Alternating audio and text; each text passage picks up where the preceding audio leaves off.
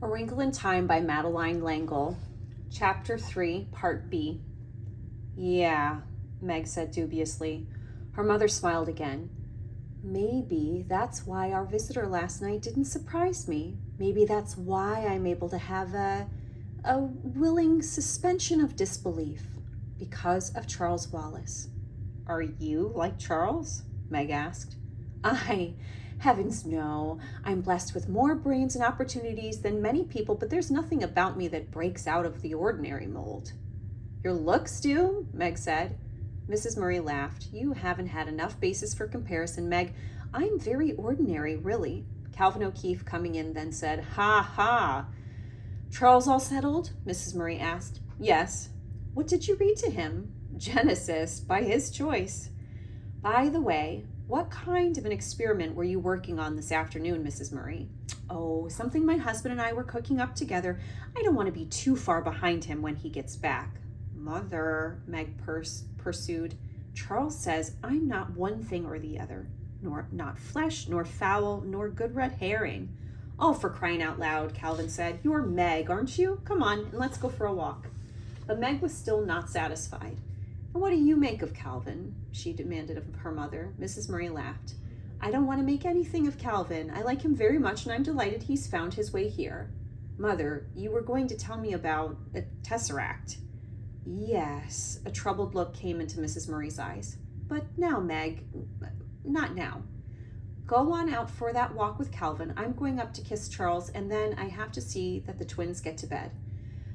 Outdoors, the grass was wet with dew. The moon was halfway up and dimmed the stars for a great arc. Calvin reached out and took Meg's hand with a gesture of simple and friendly, as simple and friendly as Charles Wallace is. Were you upsetting your mother? He asked gently. I don't think I was, but she's upset. What about? Father. Calvin led Meg across the lawn. The shadows of the trees were long and twisted, and there was a heavy, sweet autumnal smell to the air. Meg stumbled as the land sloped suddenly downhill, but Calvin's strong hand steadied her. They walked carefully across the twins' vegetable garden, picking their way through rows of cabbages, beets, broccoli, pumpkins. Looming on their left were the tall stalks of corn. Ahead of them was a small apple orchard bounded by a stone wall, and beyond this the woods through which they had walked that afternoon. Calvin led the way to the wall, and then sat there, his red hair shining silver in the moonlight, his body dappled with patterns from the tangle of branches. He reached up, pulled an apple off a gnarled limb, and handed it to Meg, then picked one for himself. Tell me about your father. He's a physicist. Sure, we all know that, and he's supposed to have left your mother and gone off with some dame. Meg jerked up from the stone on which she was perched, but Calvin grabbed her by the wrist and pulled her back down. Hold it, kid. I didn't say anything you hadn't heard already, did I? No, Meg said, but continued to pull away. Let me go. Come on, calm down. You know it isn't true. I know it isn't true. And how anybody, after one look at your mother, could believe any man would leave her for another woman just shows how far jealousy will make people go, right? I guess so, Meg said. But her happiness had fled, and she was back in a morass of anger and resentment. Look, dope, Calvin shook her gently. I just want to get things straight. Sort of sort out the fact from fiction. Your father's a physicist. That's a fact, yes? Yes. He's a PhD several times over. Yes. Most of the time he works alone, but some of the time he was at the Institute of Higher Learning in Princeton, correct? Yes. Then he did some work for the government, didn't he? Yes.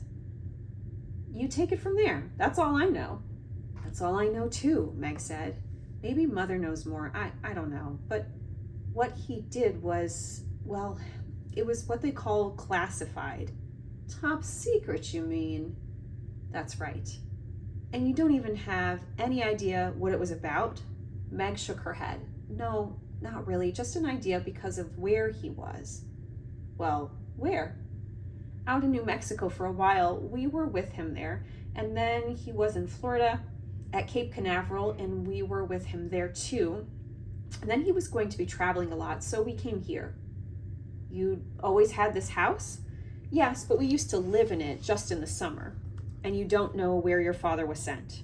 No, At first we got lots of letters. Mother and Father always wrote each other every day. I think Mother still writes him every night. Every once in a while, the postmistress makes some kind of a crack about all her letters. I suppose they think she's pursuing him or something, Calvin said rather bitterly. They can't understand plain, ordinary love when they see it. Well, go on, what happened next? Nothing happened, Meg said. That's the trouble. Well, what about your father's letters? They just stopped coming. You haven't heard anything at all? No, Meg said, nothing. Her voice was heavy with misery. Silence fell between them, as tangible as the dark tree shadows that fell across their laps and that now seemed to rest upon them as heavily as though they possessed a measurable weight of their own. At last, Calvin spoke in a dry, unemotional voice, not looking at Meg. Do you think he could be dead? Again, Meg leapt up, and again, Calvin pulled her down. No! They'd have told us if he were dead. There's always a telegram or something. They always tell you. What do they tell you? Meg choked down a sob, managed to speak over it. Oh, Calvin, Mother's tried and tried to find out. She's been down to Washington and everything. And all they'll say is that he's on a secret and dangerous mission. And she can be very proud of him, but he won't be able to communicate with us for a while. And they'll give us news as soon as they have it. Meg, don't get mad, but you think maybe they don't know? A slow tear trickled down Meg's cheek. That's what I'm afraid of. Why don't you cry? Calvin asked gently. You're just crazy about your father, aren't you? Go ahead and cry. It'll do you good. Meg's voice came out trembling over tears. I cry much too much. I should be like Mother. I should be able to control myself. Your mother's a completely different person, and she's a lot older than you are. I wish I were a different person, Meg said shakily. I hate myself. Calvin reached over and took off her glasses. Then he pulled a handkerchief out of his pocket and wiped her tears. This gesture of tenderness undid her completely, and she put her head down on her knees and sobbed. Calvin sat quietly beside her, every once in a while patting her head. I'm sorry, she sobbed finally. I'm terribly sorry. Now you'll hate me. Oh, Meg, you are a moron, Calvin said. Don't you know you're the nicest thing that's happened to me in a long time? Meg raised her head and moonlight shone on her tear-stained face. Without the glasses, her eyes were unexpectedly beautiful. If Charles Wallace is a sport, I think I'm a biological mistake. Moonlight flashed across her braces as she spoke. Now she was waiting to be contradicted, but Calvin said, Do you know that this is the first time I've seen you without your glasses? I'm blind as a bat without them. I'm nearsighted like Father. Well, you know what? You've got dreamboat eyes, Calvin said. Listen, you go right on wearing glasses. I don't think I want anybody else to see what gorgeous eyes you have. Meg smiled with pleasure. She could feel herself blushing, and she wondered if the blush would be visible in the moonlight. Okay, hold it, you two, came a voice out of the shadows. Charles Wallace stepped into the moonlight. I wasn't spying on you, he said quickly, and I hate to break things up, but this is it, kids. This is it. His voice quivered with excitement.